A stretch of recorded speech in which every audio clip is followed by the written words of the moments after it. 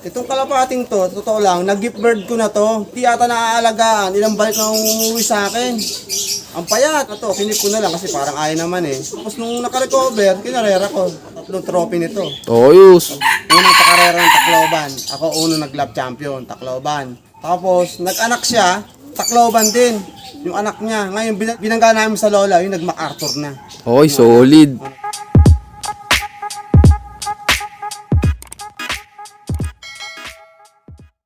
Yan na, magandang araw sa inyo mga kaibon. Nagbabalik ang Juan Arturo Vlogs. And for today's video, nandito naman tayo ngayon sa San Isidro, Cabuyao, Laguna. At may isang malupit at solid na panser na naman tayo na bisita. Kung gusto siyang makilala at makita, tara, samahan nyo ako. Let's go! Magandang hapon sa inyo mga kalapatid. Ako po si Romel Laganzo aka Aremelo ng San Isidro, Cabuyao, Laguna. Yun. Welcome po kayo sa loop namin. Pwede po bang masilip yung bago nyong loop? Pwede po, pwede po. Welcome po tayo. Nasa taas po. Yun, nandun pala sa taas. Yun. Tara, let's go. Ito mga kaibon, nandito tayo ngayon sa loop ni Sir Romel. Ayun, ang ganda oh. Bagong repair. Bagong repair. Bali, anong mga na bago dito sa loop mo, sir? Opo, actually talaga, yung naiwan lang dyan, sir, yung side lang, tsaka yung pintuan sa may kabila, yung harapan, tsaka yung bubong, yung pinano namin. Kala ko nga, konti lang magagawa eh. Nung napoporma na, medyo gumaganda na, sabi ko, tuloy na natin ang ganito sa labas. Yun. Ayan yung nakuha namin sa nakaraang South Race. Ah, kaya pala nakapagpaayos si sir ng loop. Yun. Ano po bang latest na achievements niyo, sir? Nung last South Race, ito kakatapos ng South Race natin, second overall ako sa Team C, PSU, South Race. Tapos sa main, sa Central, nag-fourth overall ako. Tapos nakatago sa club na ibang club yon, small club dito sa Laguna, MSPL. Nag-second overall naman ako doon. Yung ibon na yon, nag-partaker pa sa 150k, 4 lang kami live after nung matnog. Nung binaba yun, dapat matog ang bitaw namin. Parting Piodoran na lang eh. Smash yun. Grabe, dami na wala. Tapos natira kami, 12 kami live.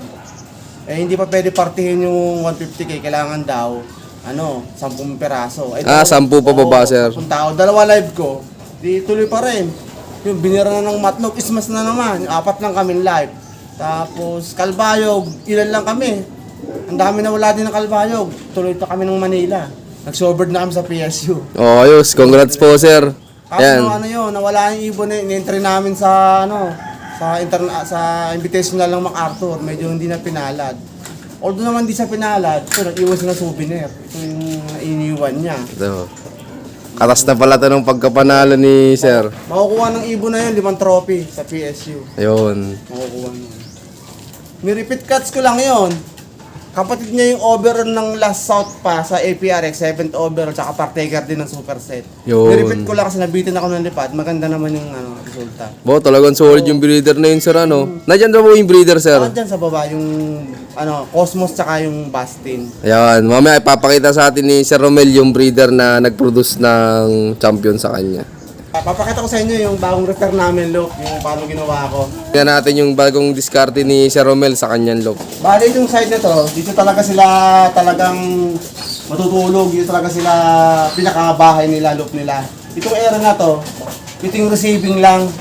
Kasi nga pag may mga umuuwi, yung dadala ng sakit lalo pag mga matagal na mga inabutan ng buwan. Pag umuwi yun may dalang sakit Kasi yung isang ibon ko, nagdala ng sakit Namatay yung mga genetics namin. Nalipat lang namin yung ring. Nito lang, sir? Oo, ito lang. May umuwi ako sa Isidro Summer na finisher. Kaya pala binago niyo yung loop na design? Oo. Kahabi ko lalaga namin ng receiving. Ito yun. Yung finisher naman na yun, na-mine na yun ng tropa. Ito mga kaibon, nandito naman tayo ngayon sa breeding station ni Sir Romel. Anong bloodline pala lang, sir? Ito yung kapatid nito, Bastin Cosmos to. Kapatid to mismo nung overall. Tapos ito kapatid din to. Ito yung pinasingsing ko, sir, para ito. Pinasingsing sa akin to, nung tropa. Junior Police, taga-Butong. Bali, tinitraining niya to. Tapos umuwi ng San Andres, Quezon. Wasak na yung dito niya. Wasak na. Mga magmamanok yung mga pinsan niya. Pinatahi naman. Naka-recover. Ngayon sabi sa akin, Kamel, papayaran ko sa'yo para magamit mo. Kapatid mismo ng overall yun to, yung dalawang to. So, kapatid mismo, tindi nito kahit may sugat. Mm. Nakauwi pa, tsaka ang tindi sa smash and serve ng bloodline niya, no? Yung Costin, tsaka nung lahi ng Cosmos, tsaka nung Bastin. Kasi ito naman kapares na ngayon, nag-co-breeding kami ni Paring Libertinos. Dapat sa'yo, Paring Libertino. Ingat ka dyan, medyo malayo-layo, Libya. Oo nga, sir. Anong bloodline nan, sir? Cookman naman to. Ito yung mother nung champion ni Paring Paul Di Mayuga, aka Jingle Look. Ayun, ayos. Nandito pala. Oo. Tapos ito naman yung father. Ah, nasa iyo pare, sir, yung magkama. Pinagkatiwala sa atin ng kumpare kong mabait. Ito pala yung magulang nung motor winner ni Sir Paul Di Mayuga. Ito yung tatay, ito yung nanay. Ay, sir, ano, nasa iyo ah. Ililipad ko din ano. Ito naman pa-summer din siya. Ito naman si Putim. Ito matindi to. Ito mga kaibon, no, ipapakita na sa atin ni Sir Romel yung magulang nung nanalo niya last South. Hali, nakapahinga na pala. Katatapos lang gamitin ulit sa breeding. Daming ibon ni Sir Romel. Ito yung dam ng back-to-back overall ko. Although hindi siya nag-first, pero overall yung anak nila. Ito yung Cosmos ko. Actually, panlaro ko to. Nung inakay pa siya, umayat to nag-going light. Nag-going light siya, naka CS na may alloy, may alum. Tinanggal ko na lang isang daliri para makuha ko. Mas baka mapila eh. Tapos tinabi ko, naka-recover siya. Tapos ginawa kong breeder. Nag-produce siya ng agad nung unang inakay niya. Nag-produce agad siya ng 7th overall sa APRX South Race. Tapos partaker ng super set. Tapos nakatago sa Elite Club. Nag-2nd overall naman siya. Dalawang trophy agad na nakuha ng anak nito. Ang galing sir, ano, unang clutch, naka-premyo agad, ano. Nabitawan yun ng Alin Samar, 9:20 AM. Late na sir, ano. Oo, kasi medyo maigpit na nung time na yun. Ayun, pumuputok ko sa akin, may bird flu. Ayun, maigpit na.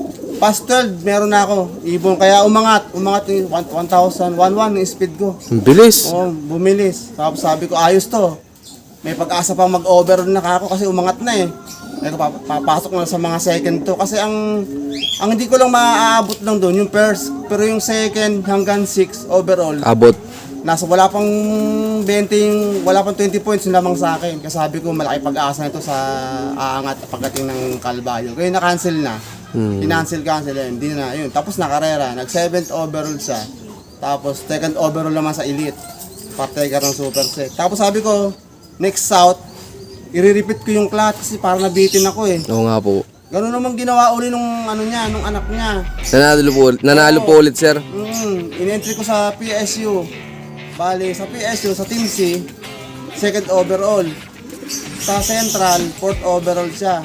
Tapos nakatago sa club ng Mamatig, 2nd overall naman siya, yung ibon. Ang galing sir, ano. Yung ibon na yun, kukunin trophy, 5. Ang gayos. Tapos sa PSU, isa sa Mamatig, kukunin trophy ng ibon. Ganun din ginawa ng kapatid niya, same na same. Eh baka may magtanong dyan sir na viewers natin. Baka mag-out ka po ba sir nung mga magiging anak panan? Meron naman ditong meron ito yung tsura niya. May mga feather legs siya ito. Cosmos talaga kung tawagin ko. Oo nga, tin yung mga ibon, no. Cowboy ang tawag sa ganun sir eh. Bali ang banggaan ito sir, Cosmos na Tacloban tsaka yung MacArthur. Ayun sir yung tsahin niya. Kung makikita mo super balahibo na yung paa. Na parang panty na. Ayun, Ito. Anong nilipad niya to sir? Nestmate siya nung MacArthur. Oh, nestmate to ng MacArthur mga kaibon. Tingnan nyo, may balahibo sa paa. Ang banggaan naman nun, Maglola. Yung tatay, Tacloban. Sa unang patakloban ng MRPC, unang pakarera ng Tacloban. Ako unang nag-lap champion, Tacloban. Tapos, nag-anak siya, nilipad ni Bro Pastor, Tacloban din, yung anak niya. Ngayon, binalik sa akin yung ni Bro, yung anak, binangga namin sa lola, yung nag-MacArthur na. Okay, solid. Ay sir, pwede po bang makita yung kapernan? Yun nga lang ang sad news. Nung nakaraan, tumumba yung kaper niya, yung Bastin. Tumumba siya lagi kasi nakikipag-away sa mga kak. Nagkaroon yata ng sugat sa lalamunan, parang cancer. Na-stress siya, hindi nagkakain. Pero before sa tumumba, nakapag-inbreed tayo. Ah, nakapag-inbreed naman. Tapos andyan yung mga anak, yung mga nagpasingsing sa akin, binalik sa akin yung pack na sinasabi ko kanina na umuwing wasak dito. Yun. Ito yung isang anak ng Bastin. Nag-overall din to. 3 trophy nakuha nito sa SSRP. Ayos. Itong kalapating to, totoo lang, nag-gift bird ko na to. Eh, hindi yata naaalagaan. Ilang balik na umuwi sa akin. Ang payat. Nakakita ko green ang tinutukas, so hindi naaalagaan. Eh, sabi ko, tas may one eye cold pa tsaka cancer. Ang payat niya, tinabi ko yung ibon na to. Kinip ko na lang kasi parang ayaw naman eh. Tapos nung nakarecover, kinarera ko. Pandemic race, third ang 3 trophy nito. Ayos. 3 trophy nito, nakuha nito. Yun nga, tapos in-breed ko na siya. Ang galing nito, mga In-breed kaibo. na, tumapos din ang karera. Ito. Bastin Cosmos. Ang galing talaga, ano. Parang yun talaga pinakang signature na line nyo dito, sir, ano. Yun ang pinakang tumitira. Yung Cosmos talaga, isa yun sa, hindi ko aalisin sa loop ko, makunat-kunat sa akin at saka yung line of class. Ngayon, pag pinapasukan ko ng ibang line, o mga inbreed na, yun, parang tutugma. Ikaw, Sir Romel, anong may bibigay mong tips dyan sa mga newbie panser natin na hindi pa nakakatikim ng panalo? Sa mga newbie, tsaga-tsaga lang tayo. High-tech na ngayon, sasabihin ko ulit, high-tech na ngayon kasi may mga nagbablog na, mapapanood nyo na, makikita nyo na talaga yung sinong nangangarera at hindi nangangarera. Ngayon, sa mga newbie nakikita ko yung mga pambili sila eh. Ang payo ko sa inyo, bumili kayo sa nagkakarera na. Huwag lang sa seller na hindi nagkakarera. Mas maganda sa nagkakarera mismo. Rumekta. Oo, rumekta. Kasi kato paano, makakakuha silang tip dun eh. Tip dun sa ibon na yun. Kung anong gagawin nila, kung anong record ng ano nito. Alam nila, makukuha nila history doon. Kaysa doon sa seller na hindi naman nagkakarera. O ano sasabihin lang noon, hindi naman siya nagkakarera.